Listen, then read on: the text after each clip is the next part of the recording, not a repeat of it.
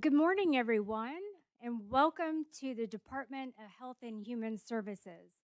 I'm Dr. Stephanie Herodopoulos, and I'm Chief of Staff of the Office of the Surgeon General.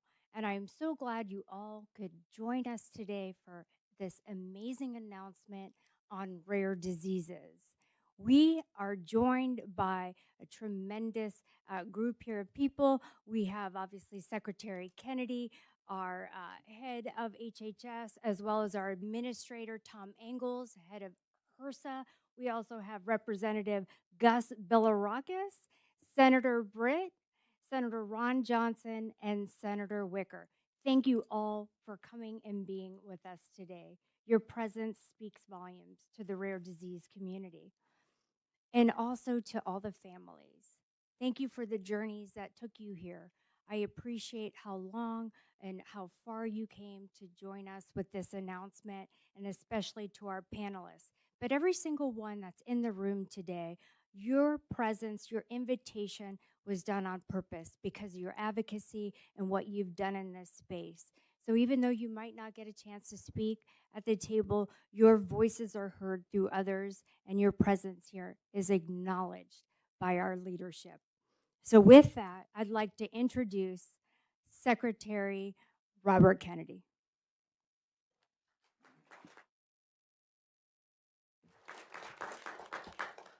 Thank you, Stephanie, and welcome to HHS, everybody. Like Dr. Herodopoulos, I too want to thank many individuals for being with us on this historic day. Among them are the patients and families of children who are suffering from Duchenne muscular dystrophy and metachromatic leukodystrophy. I also want to thank the members of Congress who have been instrumental in making this day happen. Many of them have talked to me directly. I won't say harangued, but have advocated for this community with great passion at this agency. And it is their urgings that we acted on this so quickly. Ron Johnson, particularly, I want to thank, who called me in the early September and said, we want to get this done. And I told him we would do it. So today is the fulfillment of that promise. We have Senator Katie Britt from Alabama, Senator Ron Johnson from Wisconsin, Senator Roger Wicker from Mississippi, and Congressman Gus Bilirakis from Georgia, and the HHS Administrator for Health Resources and Service Administration, HRSA, Tom Engels. I'm proud to announce today that I'm approving the addition of Duchenne muscular dystrophy and metachromatic leukodystrophy to the recommended uniform screening panel.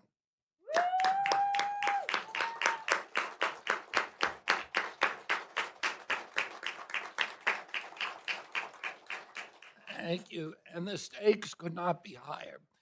Early detection of DMD and MLD allows children to receive FDA-approved therapies at the most effective time, helping to slow the disease progression and preserve their quality of life. We now have developed cell and gene therapies that can actually cure these diseases. And if we detect the children very early on who suffer from them, we can save them from a shortened life of misery. And we can also, we anticipate the private insurance is also going to cover this because it creates enormous savings for them. Most children with DMD or MLD are diagnosed at 4 to 5 years of age, when significant muscle loss or functional decline have already occurred. This is too late. Adding these conditions to the recommended uniform screening panel will encourage newborn screenings and help clinicians diagnose children earlier when FDA-approved treatments are far more effective. In April of 2024, the U.S. Food and Drug Administration approved a new gene therapy which can stop or slow the progression of MLD, but only if administered prior to the onset of symptoms. Without detection and treatment before symptoms arise, MLD is uniformly fatal. Several treatments for DMD are approved, And while no cure exists, new research published in August suggests early identification of DMD in a child improves the outcomes vastly. That's because clinicians have more time to come up with targeted, personalized treatment plans for a DMD. Without doubt, these early screenings will prevent severe disability or death in hundreds of children annually. Early detection will also give families a better chance to avoid the long delays, repeated specialist visits, and financial and emotional strain that often define years-long diagnostic search for rare diseases.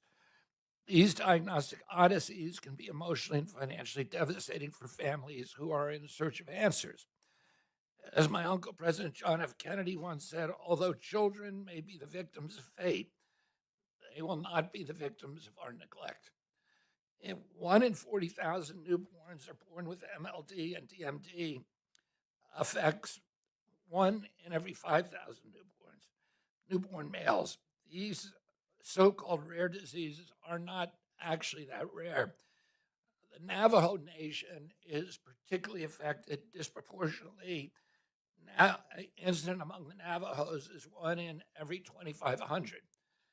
And I have spoken repeatedly to Boone Negrin, who's the president of the Navajo Nation, about this, and he is very excited that we will be able to bring these remedies, these early diagnostics to his people. America's children deserve better, especially because the tools to improve their health outcomes already exist. Newborn screening isn't just a medical advancement, but a moral imperative.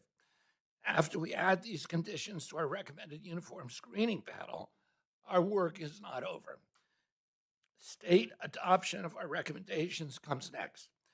States will need, and Tom Engels is going to talk about where we are with the states, but states will need to add these screenings to their state universal newborn screening programs. With current levels of screening, most MLD and DMD diagnoses are too late. And this is a major reason why approximately 30% of the children with rare diseases do not make it to age 5. So states should choose to adopt our RUSP recommendations, and I commend the 14 states that have already introduced legislation mandating alignment with the RUSP. Their actions will give our youngest citizens the fighting chance that every child deserves. For reference, the 14 states are Alabama, and Senator Britt is in attendance, and she's another one of the people who rang my phone off the hook to make sure that we can make this available to the people of Alabama, Arizona, California, Florida, and I want to thank you for your help and your urging, Congressman Bill Rickus, Iowa, Maryland, Mississippi, thank you, Senator Wicker, North Carolina, Ohio, Pennsylvania, Tennessee, Texas, and Virginia. Timely care is compassionate care, and our children deserve nothing less. I'm proud of our team here at HHS for helping make this day a reality. I'm especially thankful to HHS's administrator for the Health Resources and Service Administration, Tom Engels, for helping to provide the leadership, technical assistance, and supporting evidence to make today's announcement possible. Thank you. And thank all of you. Thank you. Thank you.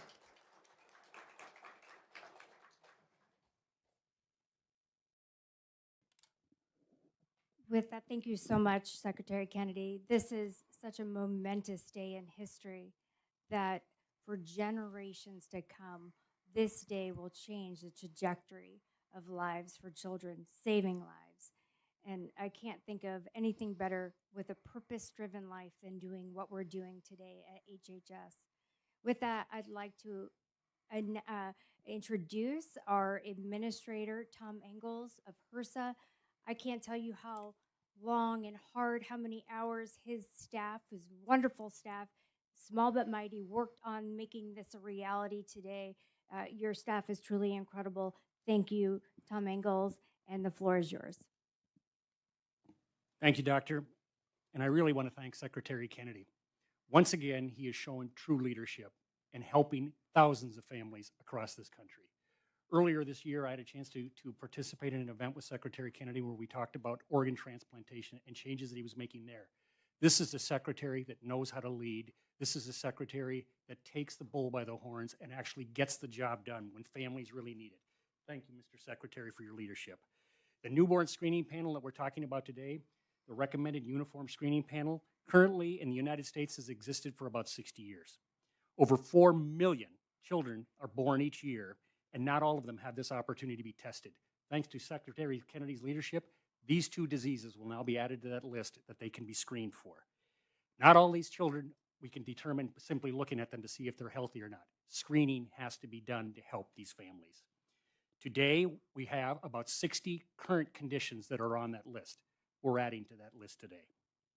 Without newborn screening, families can spend a lot of time wondering what is going on with their child, how they can help their child, and their practitioners could be asking the same questions. What more do they need to be doing? Today, we're going to know from the very beginning what might be happening with that child and give the families hope and opportunities that currently exist, but that they did not know about it soon enough. As the Secretary mentioned, there are 39 states that HRSA currently funds that helps them with their screening programs. We are going to work with those states to help. And as the Secretary mentioned, 14 of them immediately going to be adding to this. Senator Johnson and I were talking prior to this, and it's great to have a fellow Wisconsinite helping lead the charge on this. But we are working to make sure that families get this added on. We want them to work with their state legislatures, and we want them to work with their state Department of Health Services leadership. I'm a former deputy secretary of the Wisconsin Department of Health. I know the difficult process it takes to add screens to that test, that list. This is the first step to get that done. So thank you, Mr. Secretary, for your continued leadership on this. I also want to call out one individual from my staff, Laura Kavanaugh, who is currently the Associate Administrator of the Maternal and Child Infant Health Program. She really wanted to get this done, and at the end of this month, she will be retiring knowing she got this across the finish line. So thank you, sir.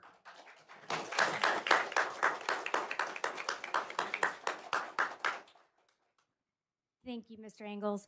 Okay, now we're going to shift to a few of our policymakers that are here. We're going to start with Congressman Gus Bilirakis from Florida. Thank you very much. I appreciate it very much, Dr. Herodopoulos. Thank you for your great work. Thank you, Secretary Kennedy, for all your great work and thinking outside the box. So very important. And Administrator, we really appreciate that. This is why we run for office, is to do good things like that, like this, that impacts the people directly. So we appreciate you so much. Today's announcement represents a monumental breakthrough grounded in human compassion. As co-chair of the Congressional Rare Disease Caucus, I have long worked to ensure that no child suffers due to a lack of diagnosis, and expanding newborn screening is a critical part of that effort. Including conditions like MLD and DMD in the newborn screening process is a major step forward. We couldn't do it without you. Please, thank you. I can't tell you how much I appreciate this, and my constituents as well. By identifying rare diseases early, we can dramatically improve a child's chances for timely treatment and, in some cases, cures. So very exciting. Supporting the development of treatments alongside these screenings allows us to deliver on the promise of modern science and give families real hope. This action also has long-term benefits for our healthcare system. Early diagnosis helps prevent complications, reduces years of misdiagnosis, and lowers overall healthcare costs.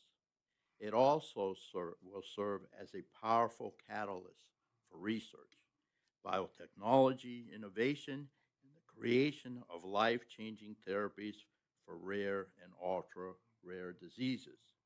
I'm proud to be joined today by the Beecham family. Wonderful, wonderful people whose sweet daughter, Maddie is here, has endured. She's a beautiful little girl, a wonderful girl I got to know. And she has endured significant hardship because of her rare disease, and it's called biliary atresia. It was not recognized, unfortunately, at birth, even though it could have been identified through a simple blood test. I look forward to working with Secretary Kennedy and his team to expand newborn screening further and include even more critical tests.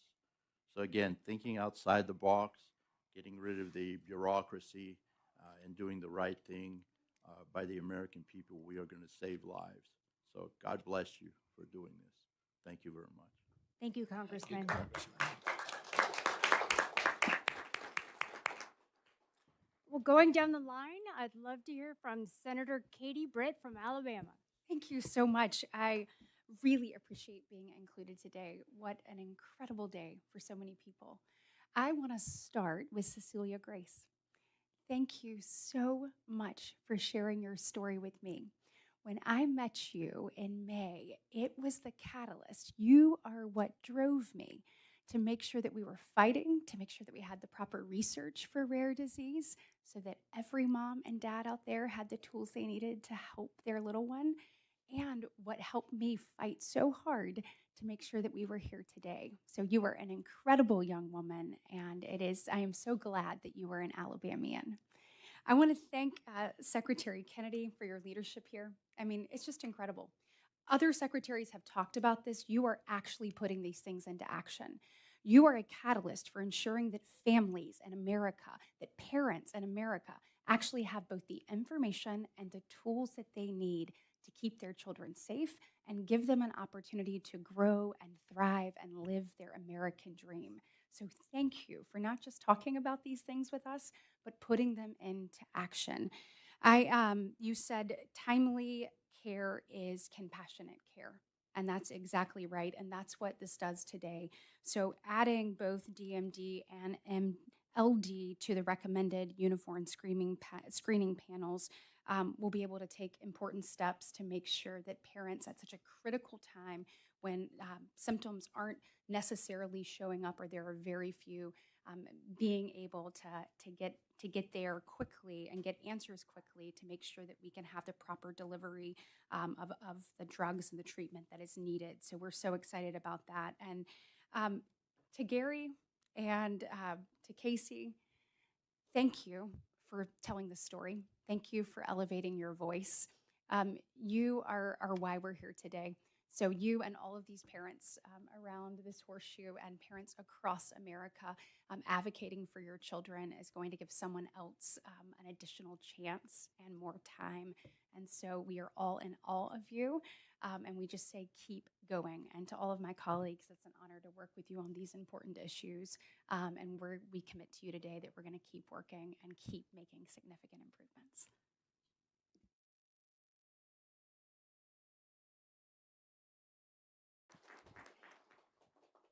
Thank you, Senator Britt. Senator Ron Johnson. Oh, thank you, Doctor. Thank you, Administrator. I particularly want to thank you, Mr. Secretary, for taking all the slings and arrows, all the attacks, hanging in there. You're doing something very significant today. I just cannot thank you enough. Continue to hang in there. Like Senator Britt, I want to thank the parents and the patients that have come to Congress. Often it's not easy in wheelchairs, talking to the members and making us aware, educating us as the struggles that you are dealing with. I championed Right to Try back in 2018. I'd met with the Goldwater Institute. 2 weeks later, I met with a young mom, Trickett Wendler, with ALS. She since passed. She actually passed before we passed Right to Try. When I mentioned that I met with the Goldwater Institute about their statewide effort to Right to Try, that I was going to advocate for it, tears started streaming down our cheeks. That was the moment I said, okay, I have to champion this. Met with other ALS patients, Frank Mangione, who's since passed, Matt Bellina, who is still alive today because of an experimental treatment made available through Right to Try. Those are the 3 ALS patients named on Right to Try. And then the 4th patient was Jordan McGlynn. Not an ALS patient, Duchenne muscular dystrophy. At the other end of the spectrum, a child with a rare disease and his mother, Laura, advocating tirelessly, again, This is not easy to do. But my message is it makes an impact. We're here today because of your tireless work. So we passed Right to Try to give people like Trickett and Matt and Frank and Jordan hope. And also a little bit more freedom to decide for themselves on a drug that hasn't been fully approved, but they know their condition, they know what the end result is. Give them the freedom to make that decision rather than a faceless bureaucrat. Today's announcement in terms of early screening is going to give families the chance of knowing their child has this condition, maybe access treatments, maybe available through Right to Try, to give their loved one, their child, a chance at having a better and fuller life. So again, this is incredibly important, but it's truthfully made possible because of people like Laura and Jordan and the other people who made my colleagues aware of these situations. But it wouldn't have happened without you, Mr. Secretary, and your the people who work with you tirelessly to do what's right. So God bless you and thank you. Keep hanging in there.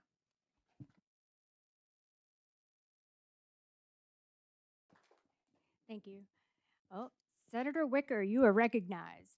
Thank you very much. I want to salute the scientists who've worked for over 3 decades to get us where we are today. Back in the early 1990s, Congress and the federal government decided to invest some money in the Human Genome Project, and we mapped the entire human genome.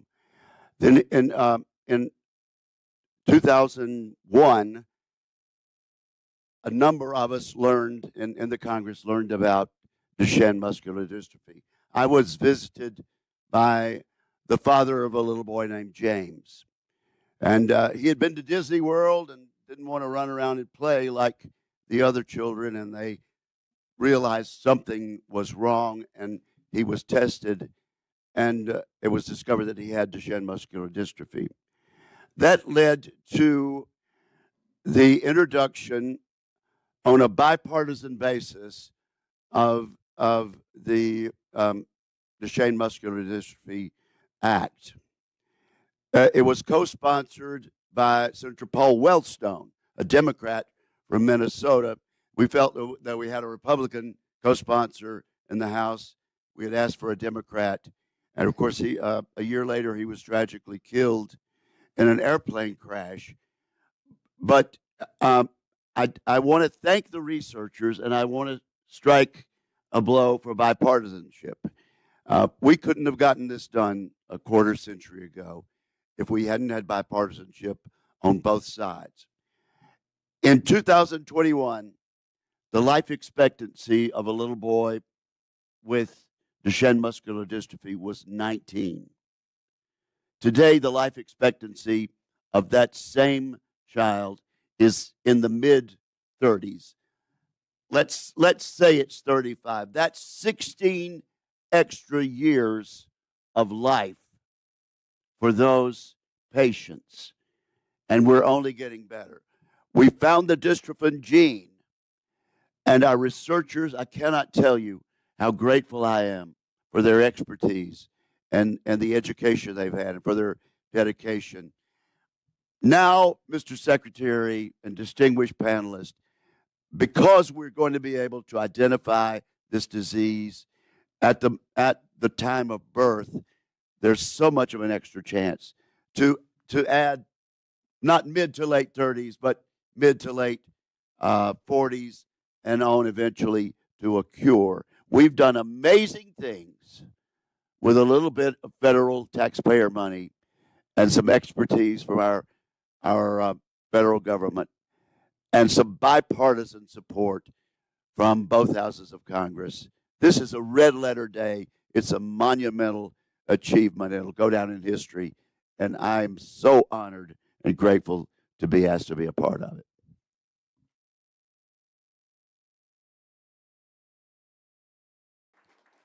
Thank you, Senator. Now I'd like to hear from the families. All of you have here have been affected in some capacity. But we have a few panelists here that want to tell their story. But before I do, I want to make one announcement. And this is brought to my attention. This little girl, Darcy, she got her angel wings 30 years ago today. Today, her mother, she fought so hard, Taryn, who's the head of the MLD Foundation, to get the diagnostic test. So it has the sensitivity and specificity test. So can you imagine 30 years ago today, she got her angel wings, and here we are at HHS doing that. Tell me that's not divine intervention. I'm going to start with First Family, of announcing Kendra Riley. Thank you so much. Thank you all for being here and for making this possible today. I cannot tell you how grateful we are. As you can imagine, it's a very bittersweet day for our family. I'm here with my husband, Dave, and our daughters, Ava and Kira, behind me. But at home is our daughter, Livy, who's 7 years old and in hospice. She couldn't get the same treatment that our youngest daughter, Kira, got. So we've had to watch her worsen day by day while we're watching Kira thrive. And she has a bright future ahead, and it's because of these gene therapies that exist. And because of the many of you in this room and many probably not in the room, we're going to be able to prevent families like ours losing one child in order to save another. And it just means the world. Like I said, very bittersweet, but we are very grateful for all of you, Secretary Kennedy, Dr. Herodopoulos, the rest of you. Thank you so much, the entire HHS team, our home state representative, Greg Stanton, and Congressman Schweikert. There's been so many people along our journey that have helped us get to this point, and I've had tears pretty much all day. So thank you so much for making them happy tears. I appreciate it. Thank you.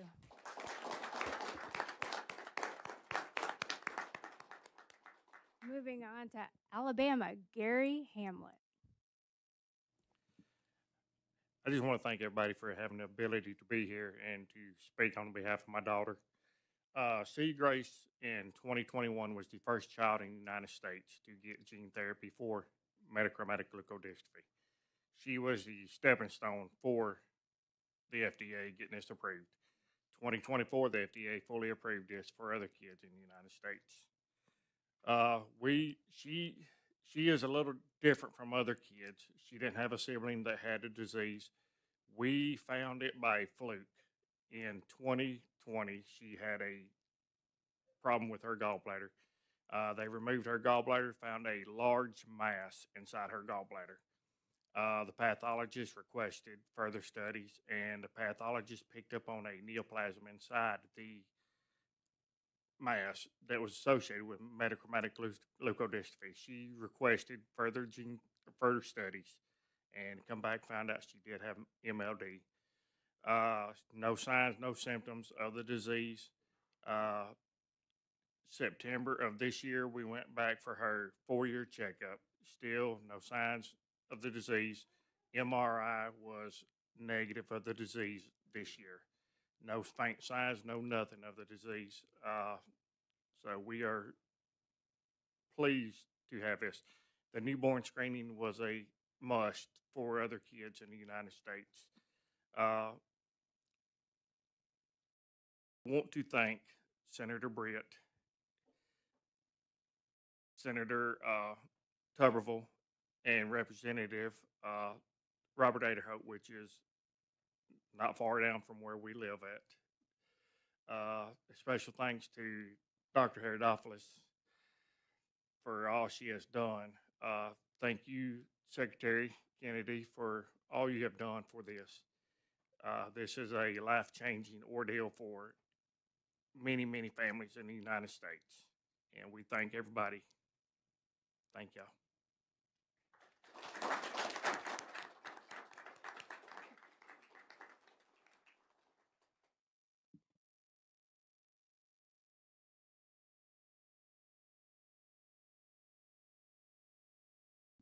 Hello, I'm Laura McLinn. I'm the mother to Jordan McLinn, who's right here behind me, who's 16 years old living with Duchenne. Secretary Kennedy, in case I forget, I want to start with just a thank you for today. This is everything to us, our whole community who's fought so hard for this for so long. So thank you for making this happen today. I might be the only one at the table without notes or a phone because I had no idea why I was invited here today. I kind of had an idea, but I wasn't told. I was hoping it would have something to do with Duchenne, but I have no notes prepared. So I'll speak from my heart for just a moment. I was surprised and happy to see Senator Johnson, who's been a strong advocate for Jordan and Duchenne for many years now. Since you mentioned Right to Try, I'd like to share a little bit about that part of our journey. When Jordan was first diagnosed, we were given zero hope. There were 0 FDA-approved therapies. There were no clinical trials for Jordan. And when he was 5, we started advocating for the Right to Try law because we had hoped it would be a new and unique pathway whereby he might access a treatment that we heard was in the pipeline. Well, in the midst of that, Jordan became one of 16 boys in North America to make it into a phase 2 clinical trial, which is what we really wanted. And now he is almost 9 years getting weekly infusions for an exon skipping therapy that we believe is slowing the progression of his Duchenne. And we're very grateful for that. That drug was approved through the accelerated approval pathway in the midst of COVID in August of 2020. Jordan used to travel weekly with me to Chicago for almost 4 years to get the infusions. And now other boys living with Duchenne have access to these therapies because of the FDA's accelerated approval process. So we're very grateful for that. We now have 8 FDA-approved therapies for Duchenne. My son Jordan is on 3 of those therapies. This is the first time I have ever traveled on a plane with Jordan without a wheelchair. He's been walking. Yes.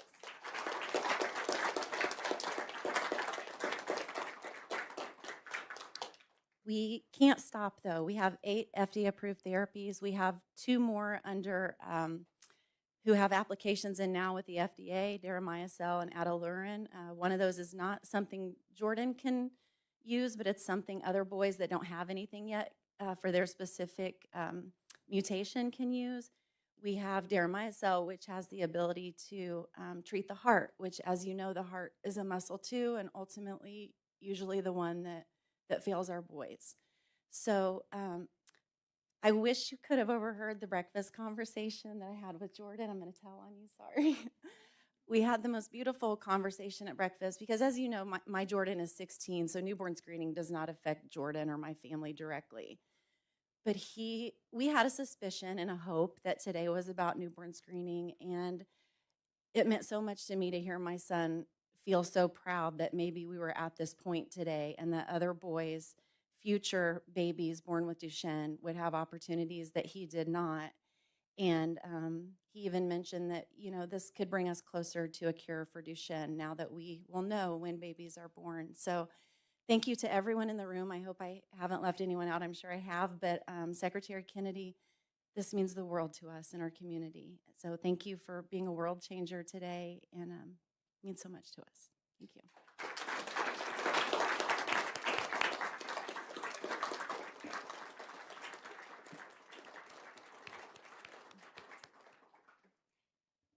Well, to all the families today, all your advocacy, this is a culmination of everything that you've worked for to get diagnostics, therapeutics, and now adding to the rest. God doesn't waste any hurt. So today, your children that you've lost in the past, when they receive their angel wings, it's not done in vain. You have been there. It led to your advocacy, what has led to other children's lives being saved in the future and progression of disease being stopped. So thank you for all your hard work, and you can rest a little bit now. We got it. So with that, we're going to, Secretary Kennedy, do you have any final remarks before we get to the big drum roll signing? I'm just very grateful again to all of our elected leaders for listening to the public. And that's, you know, we had sessions in here yesterday and a couple of months ago on long COVID and on Lyme disease, which are invisible diseases, and they were allowed to remain invisible for so long because this agency was not listening to patients. And I'm so grateful that we have legislatures now on Capitol Hill, these extraordinary group of people. and some of the politicians that we had here, the congressional and senatorial representatives we had here yesterday, who were listening and brought our attention here at HHS to these issues and allowed us to use the power that we have at this agency to actually do something for these children. Oh, I'm grateful to you. I'm grateful to the parents. I know that when you have a sick child, it is all consuming. And, you know, I have 7 children, and I've often heard the axiom that a parent is only as happy as their least happy children. And the amount of work that it takes to take care of these children, which you've done so brilliantly. But in addition to that, you have come to Capitol Hill, brought your children, endured these hardships, and make sure that other children will not suffer as they have. So I want to thank you on behalf of the country, on behalf of this agency, for those efforts you made. And I really want to thank all of you kids. I hope I get a chance to meet you afterward.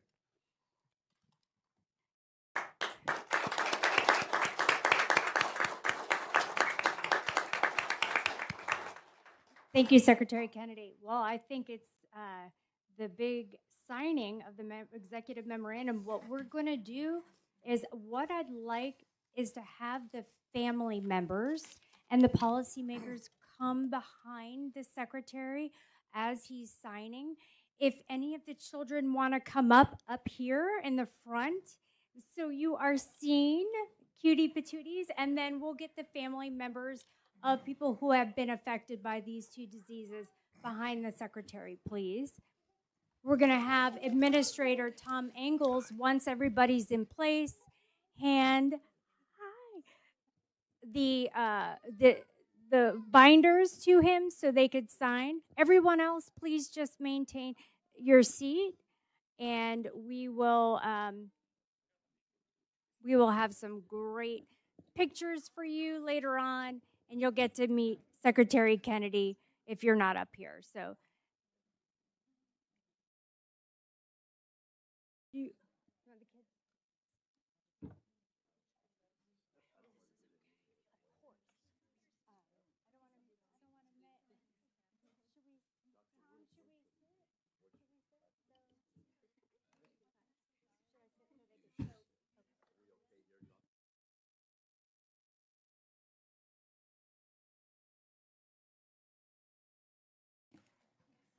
Mr. Secretary, the first action you will be taking today will be deciding the Duchenne muscular dystrophy.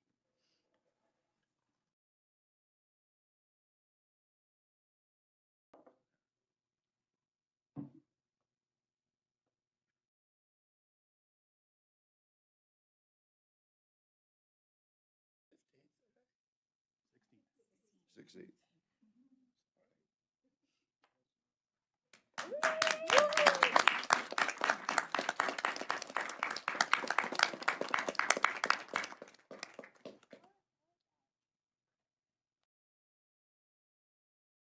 Mr. Secretary, you will now be signing metachromatic Duchenne or leukoid dystrophy.